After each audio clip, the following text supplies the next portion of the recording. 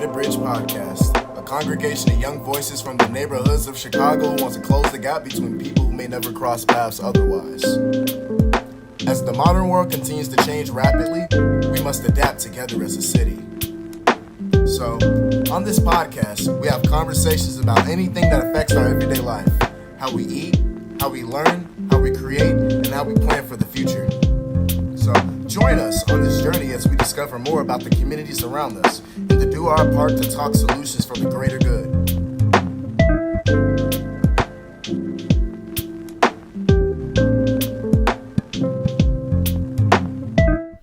We are here for another episode of the Undivided Bridge, and I'm standing in today for Keyshawn Owens. My name's Chris Thomas. I go by CT, the kid from OP, and we have Philissa Dawson, your girl. You know I stay here, stay ready, on point. Let's go, and we're honored today. Shoot, y'all didn't tell me we we're gonna have rhymes. Listen, bro, we on it. It's just a flow. It's a flow. Let me see about the flow. So this is Principal Anderson of Michele Clark. I don't have a flow. Y'all should have told me. I would have practiced my flow.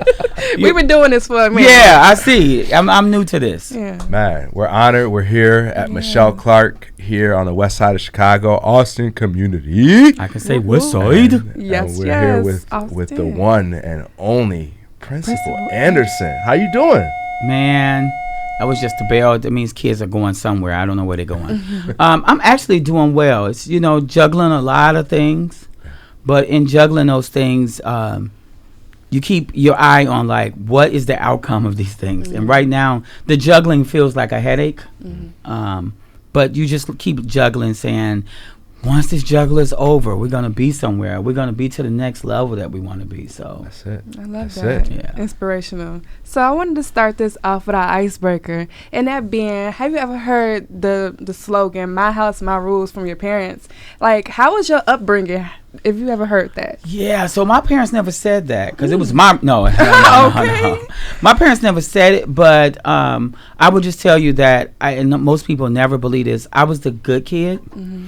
Never got any trouble. For some reason, I was always scared to get in trouble. I don't know why. So some things that everybody else would try, I'd be like, oh, I can try it. I was always ashamed of, like, if I brought something, because my family was church folks. Yeah. And I didn't want to bring something bad to the church and all that. So I think I didn't start saying how to be bad until I got, like, to college. Because, I only got suspended one time in my whole elementary, high school career, and it was in elementary. They were gonna suspend me big time because I got into a fight with a teacher. A teacher? Yeah. What she do? Bust some heart. Well, this sounds so crazy. It was one of those. I should have followed her rules, her classroom, her rules. But for some reason, I just wanted to go to the bathroom, and she said no, and I felt like, how dare you tell me no? To go use the bathroom, like. So I went. And she grabbed me. Back then, I'm sure it was legal, so don't look for it now. But so she grabbed me, and I just started wailing on her. Like, and once it was all over, in retrospect, I was like, I really didn't even have to go. It wasn't a big deal. It was the fact that she told me no that kind of just set me off. Yeah. I hear you. So for those of you all just newly tuning in, again, this is the Undivided Bridge. And our goal is really to bridge the gap between communities across the world. We're starting with our communities here. I'm from Oak Park community. Mr. Anderson here is in the Austin community, living it strong. And the topic today is my house, our rules. A lot of kids growing up feel like the parents have the absolute say in everything. Like, hey, is what I say goes, and that's it. And as we are transitioning into, I would call it a youth-led society, right? Like, we want the kids' voices to be at the forefront. Is really looking at that topic and trying to understand how we get parents to relate better with their kids. So you as a principal, you see a lot of parents. You talk with a lot of parents. You talk with a lot of kids. What's one of the biggest challenges that you see in communication? So I do see the my house, my rules, but also I see it in the classroom as well. Mm-hmm. That sometimes people have a hard time if a student wants to have a voice and say something. They should not talk like that, or they shouldn't have said that to me. And sometimes we don't realize that some things we could do could provoke a child. So one of the things we do is like every day we try to greet kids as they come in, because if they get out the car and the mom has said something or the dad or anything happened and they're coming in school, sometimes the little triggers that we didn't even know happened, all of a sudden we like, why is her head spinning? You know, because we didn't know that something happened before he or she got to the school. And so I think what we're trying to grow into is letting students. That's the 4-minute bell. I forgot I had 4 minutes. Kids After that, we're move. done. Yeah. They gotta move. But what we're trying to do is not only give them a voice, but help them to understand how to identify the voice. So if it's trauma, let's talk about that. That's trauma. If it's because you wanted your way and thought somebody else was wrong, let's talk about that. But I think there's so many pieces to saying a child should have a voice that we have to be able to help them to divide out what's the right way for the voice. Yeah, I love that insight. It leads me to ask what led you to that, that observation, because a lot of people lack that knowledge and understanding and compassion that other people have other things going on other than, coming into the situation, Yeah, I would say the thing that kind of led me to that was just talking to the kids. Like, I've had kids get in trouble and I'm like, come in here. What's going on? What really happened? And they'll say, oh, because she said this to me. And I'm like, okay, so why did that bother you so? And then after you keep digging with them, sometimes you're like, so you were embarrassed when she said it. Yeah, that's really what it was. But it takes sometimes to uncover those things. And so what I've been trying to do now is help people to understand it. And one of the things that I always say, even when everybody's going back and forth, how did we get here? Yes. Because, and I'll say to a teacher all the time, they didn't just walk in and start cussing you out. How did we get here? How did we get to that they were cussing you out? Like, let's go back so we can figure out how do we fix that and we rectify it. And so that's kind of a big piece for me, just to keep asking, how did we get here? Because sometimes we get so caught up in the emotion that we don't realize there was so many layers that led to me going off, and sometimes it's something because you reminded me of something that happened to me later on or earlier in life, or is that somebody has said something to me and now you just triggered it. Yeah.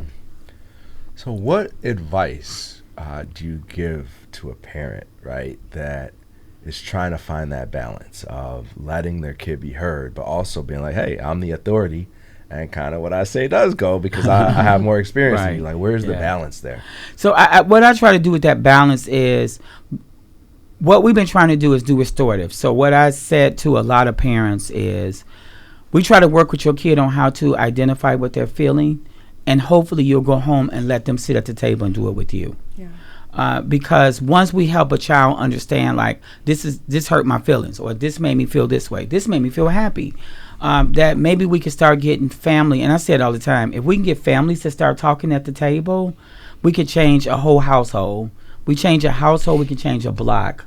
And then from there, we can change the neighborhood, the community, because everybody is understanding how to talk and understand, like, what offends somebody else. And I don't have any proven knowledges, but I think if we could communicate better, it would change some of our shootings and killings as well, because some things are actually happen out of quick anger. And so I try to push parents to, like, let's all sit at the table and let's talk. But as a parent, say, when you did this and I had to come up to your school, that embarrassed me. Or that made me feel this way. Or it made me feel like you didn't care about all the stuff I do for you. So everybody gets a chance to say how they feel, and then we come up with a resolution. So as a kid, I would be like, well, I'm not going to do that because I know that's going to make my mom feel this way. But sometimes because we don't talk about it, I don't know how it made her feel. I just saw she came up and was grabbing on me, which only made me, even madder. So I wanted to get, like, the youth's perspective on it. Like, when you do these practices, how do they respond? Like, does it help anyway, or, like, does it help them communicate with their parents? Like, yeah, so we've had some great success stories, and we've had some that we're still chipping away at the ice. And the reason why I say that is because, of course, sometimes you have kids say, but she just won't listen. She won't listen. You need to come home with us. And I'm like, I can't come to your house and have a conversation. But I think it just takes time and I think the first time I heard about this was I had a student whose parent died, And their house, when I went over to see the family, because I had all the kids at the school, right? And when I went over, talking to the grandma and I were talking at the living room, and then all doors shut, because like around the living room was all the bedrooms, and all the doors shut. And I was like, what happened? She said, everybody just went to their room. And I was like, is everybody coming back out, or what we doing here? Right? And that then was the eye-opener, the aha moment for me, that I was like, people aren't communicating. So everybody just goes into their own room and grieve. And then whatever they figure, this is how you're supposed to grieve, that's what they do. And sometimes our kids only know how to grieve by what they see in the social media, on TV, all of those things. So, that was one time that I was able to say to grandma, let's pull everybody out. Let's grieve together. But think about households that don't, because we don't want to talk about that. You mentioned sitting at the table together and communicating. I don't know if a lot of families do that like they used to. Like it used to be 5 o'clock, you come home, you eat, or the street lights come off, and that's dinner time. Like, what happened to that? Why do you think that maybe faded away? Yeah, I think that actually faded away because we just got busy. And everybody got caught up in their own world and their own life. And when I say caught up in their own world, their own life, divorce rates got high, right? Single moms got high, and single moms were like, he's out there having fun, I want to have fun too. I want to still be loved, I'm still young. It was a lot of that. But I think even our jobs, our careers, mishaps, because then if we lost somebody in our family, what we always don't understand is that, like going back to that same story, the grandmother now can't grieve because she got to make sure everybody else is right. So when does she have a chance to grieve? She has to struggle now through that and keep everything moving, because now you got all these kids who've just lost their mom. And so then you get caught up of never learning how to grieve or never getting that opportunity, and then you get overwhelmed with everything else. So I think it started not becoming a priority as so many other things got in our life and got in our way. Yeah. This leads me to ask, what ways do you think we can balance that all, like juggle the need to connect with our family and also work? Yeah. So, one big thing that I would love to do is I would love to have like a huge building or even here somewhere where we invite as many families and put them all at each family at a table. And maybe we give them some prompts to talk about. Or you know how they have those, they have these relationship cards now. So you flip the relationship card and everybody talk about it, and that at the end, these parents and families would walk away with something that they could use at their house. I think it would be amazing if we were able to get a bunch of families here and just let them heal and talk. The problem is it could lead to people needing like small rooms.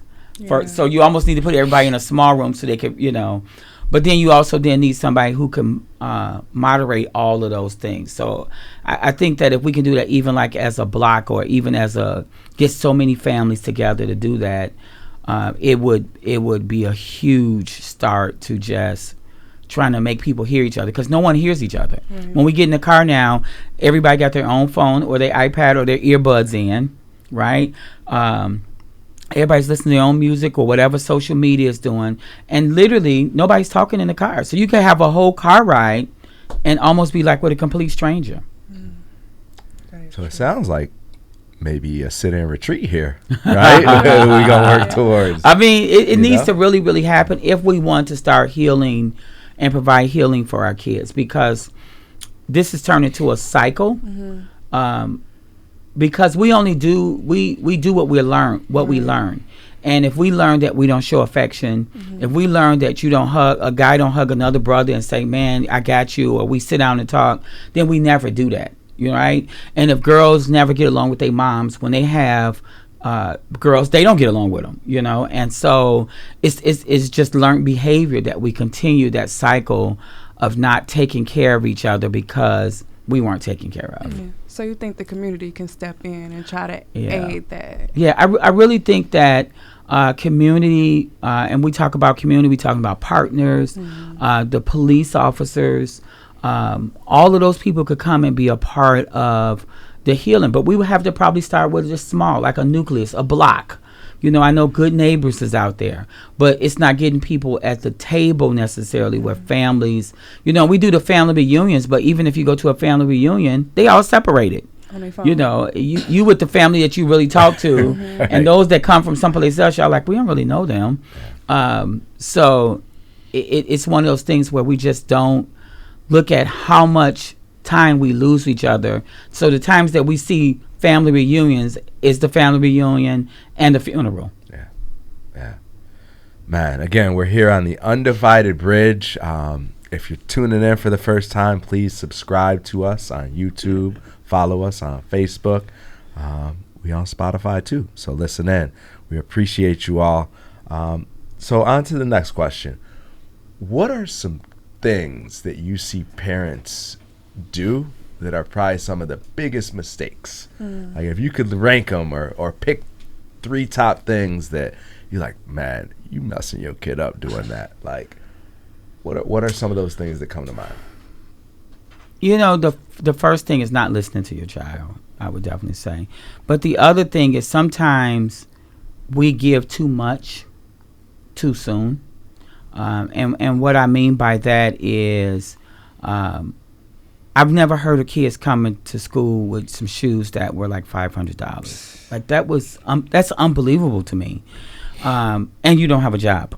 So I just remember growing up, we had our school clothes, our play clothes, and our church clothes.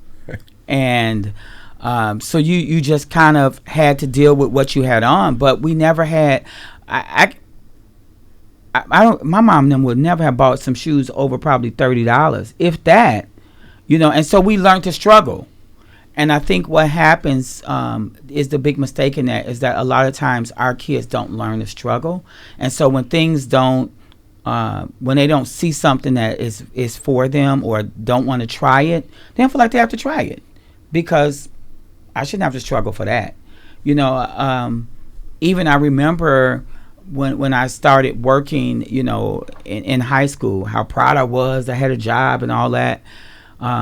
I didn't want to quit. I wanted to be there on time. And I seen kids that are like, oh, they fired me because I didn't get there on time. And I'm like, they fired you and you say it? I mean, that was like taboo to be saying they fired me.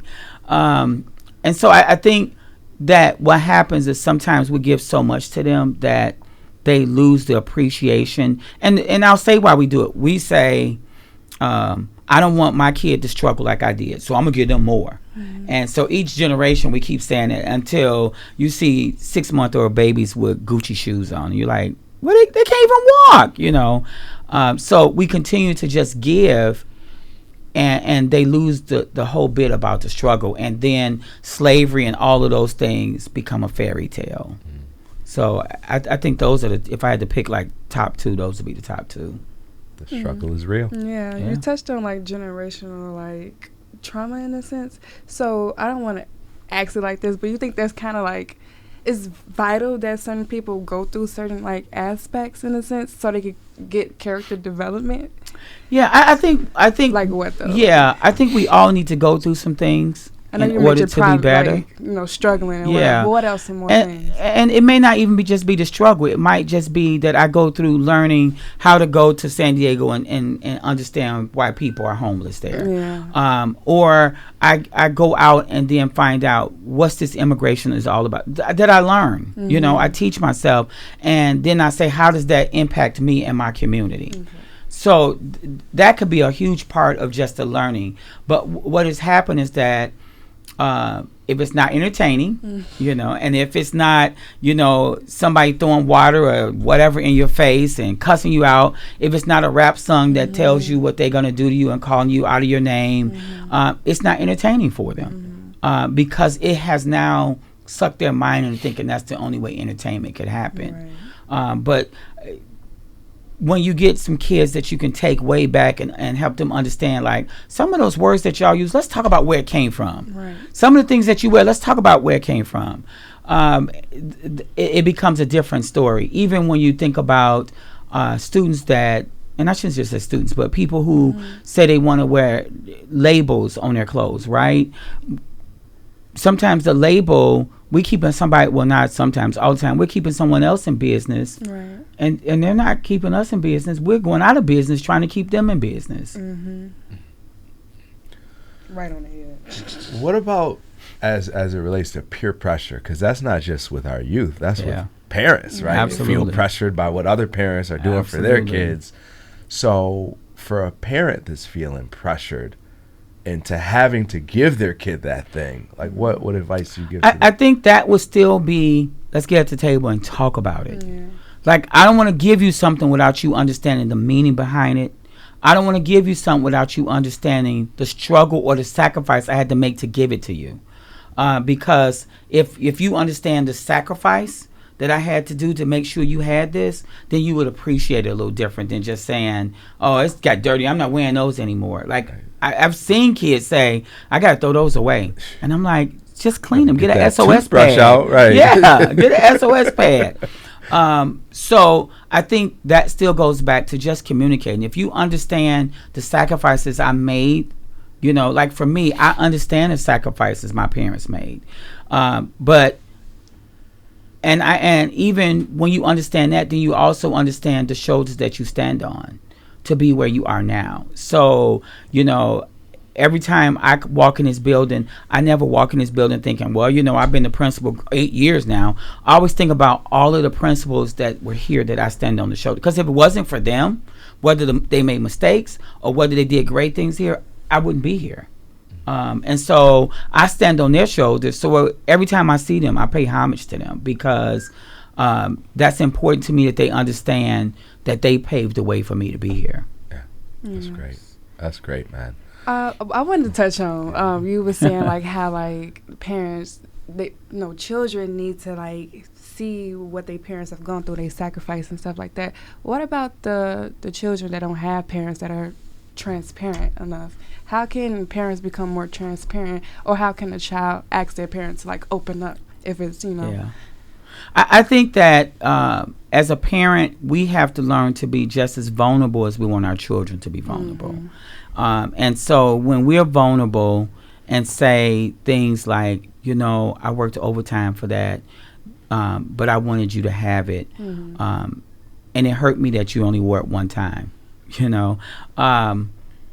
Or, you know, just being vulnerable about my feelings of how, you know, it really hurts me that I can't give you those things, that when I go to your school and see these guys or these girls in $500 things, mm-hmm. It hurts me that I can't do it. But I want you to know I'm giving you the best that I have, you know. Then a kid is able to look at their parent and kind of look totally different because now I know the sacrifices that you're doing for me. Once again, because you're helping to invest in me to be better. Mm-hmm. Yes, lovely.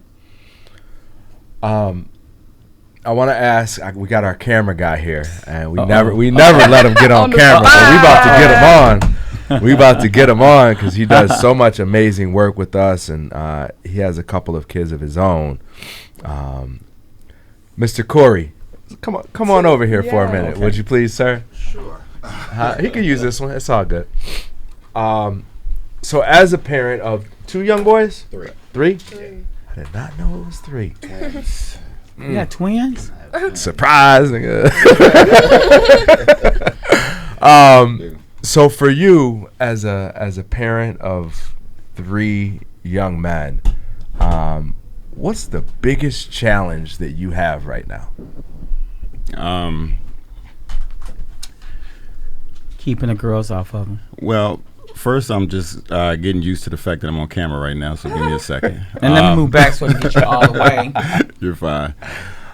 The biggest challenge for having 3 boys is the biggest challenge of having 3 boys. I would say it is having old school traditions in this newer world. They don't listen to today's music. They're not typical like today's children. So I do want them to be accepted in this world, but I also want them to maintain their individuality. So the hardest part is just walking that line. a lot of gender roles have gone out the door. So, we live in just a whole different world, in my opinion. So it's just keeping up with this new world and maintaining old school traditions that I was raised, that I'm passing down to them. I would say. Generational knowledge. Generational knowledge. Yeah, passing it along. Yeah. In the hopes that they hear it, right, in the lens that you want them to, right? But it's going to be filtered, right, based on the peers around them and the world that we have going on. Just adapting to this world. Yeah, I have a question. So, since y'all all parents and I'm not, how is it, raising children in this new world? Like, what are y'all thoughts of that? Is it hard? Is it, that you learning stuff with them as well? Like, tell me. So I have an 11-year-old. He just turned 11 a couple days ago. And what's the date today? The 6th of October. I have a 1-month-old as of today. A beautiful baby girl, Scarlett Marie Ellen. I don't know if I'm thinking about her. She's easy right now. It's just the sleep deprivation piece. But with my 11-year-old, it has been tough because we are in 2 separate households. And he kind of takes the mom side, because the mom's always on me. And so for me, it's trying to not be the a-hole, right? That's always keeping him disciplined and trying to make sure that, that I hear him, that I listen to him, that I know what his motivations are, and that I'm able to relay those to him in a way that is not like my rules, right? Not like you have to do this, but let's talk it out. Let's see what your options are, right? Let's think of, if you do this, this could happen. If you do this, this is what's going to happen. And if you do this, now which one sounds the best? Oh, great. We agree that it sounds the best? Boom. Then let's choose that one together, and I'm going to support you because we both chose it. And I see a lot of parents saying, no, this is my rule. Like, we ain't talking it out. You doing this because this is the right thing for you. And while it may be the right thing, anybody that feels like they're forced to have to do something is going to not want to do it. So it's like me not being able to go to the bathroom in 3rd grade. Exactly. That's it. That's your right. Your basic right. Go ahead, Joe. Mine was different because I raised my boys by myself. I raised my 20-year-old since he was 9 months, and I raised my twins since they were 5 days old, and it was just us. So it was trying to give that maternal love that I did not have, and balance it out, and it caused them to be more manly than I wanted them to be. They are men. They're young men, that's for sure.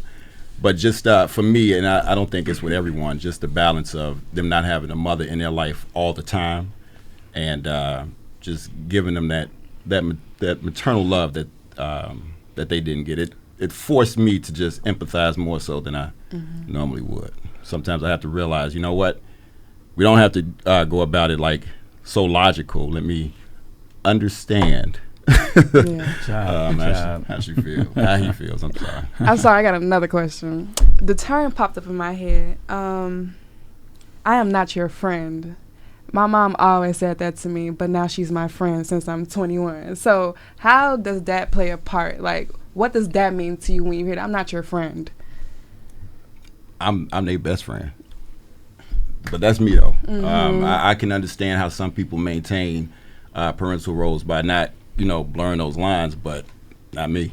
My son's going to be my best man when I get married. I know that. Yeah, I think you just got to have a line there to say what that means, because sometimes people say it and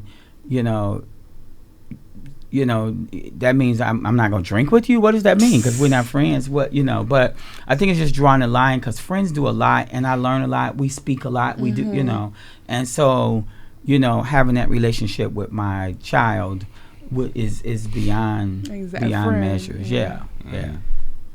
What about you, Chris? I will always be my son's best friend, even if he don't want to be my best friend. I'm gonna be there for him. And to me, a friend is just that. It's someone that's there for you no matter what. And I think where I draw the line is just like in friendship. You don't mouth off to your friends. You don't curse your friends out. You don't try and make your friends feel bad and stuff. And I think sometimes as parents we can tell our kids what to do and then react on emotion versus pull the emotion out and say, well, tell me how you really feel. Like, let's talk it out. But do you think that's only with black parents?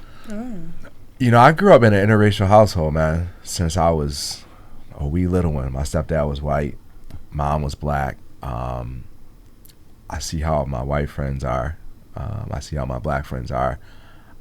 I don't know if it's a black-white thing. I think as black families, we tend to have more trauma, like persistent trauma in our lives. Or bigger lines in the sand. Yeah. Or we have to draw bigger lines because of that trauma, because of the racism in our system. Like we have to be more assertive. We have to work more so we can't get to dinner. There's things that we have to do to demand the respect. Yeah. So, yeah. Amazing. So I don't know if you guys know this, but this is like one of the youngest tech guys in the CPS. Is he about to come on camera with us? Yeah. Well, I wasn't gonna tell him he had to come on camera, but I was just like, so he's like one of the youngest tech guys in CPS. You've been working here how long? 3 years. I think you have to talk into the mic. 3 years. Period. Grab a mic. Tell her your name. Introduce yourself. Let's go. You got to peek in the camera a little bit. My name is Ryan Turner. I'm the technology coordinator here at Michele Clark. I've been here for 3 years. How old are you? 24. 24. Let's go. So when I hired you with 21, 22? Yep. Jeez, I must have been crazy. No, you saw potential. That's good. I must have been crazy. How is and forgive me if I'm being intrusive, but how's your relationship with your parents? I have a good relationship with both parents, actually. My father wasn't in my life the whole time, but when I was 16, we ended up, building that relationship.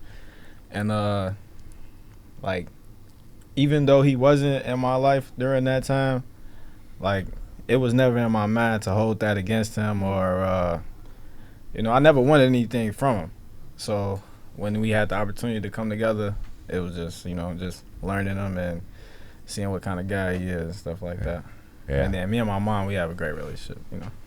And you know what? It's the fact that you say you never wanted anything from him. I think that relieves a lot of pressure from fatherhood, right? It takes some of the responsibility away too, right? Yeah. But all that has been put on your mom for 16 years. But I think it allows for you to have a relationship with him that is friendship, right? And maybe it still feels father figure-esque, right? But that's your boy, right? Because there weren't those expectations of, hey, you got to take me here, you got to do this, you got to do that. So, well, I would tell you, it's one of those things. Like, I always use church, but like for church, you missed the first Sunday. You okay? You're like, I just missed the first Sunday. You missed 2 Sundays. You're like, I'll make it.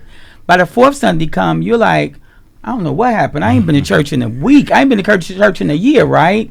And so when you think about like your father or anybody not being in your life, it becomes like, oh, I guess I haven't talked to them in a year, right? And so the expectations differ for each person. So like for him, Mr. Turner say, well, I wasn't really looking for anything or want anything.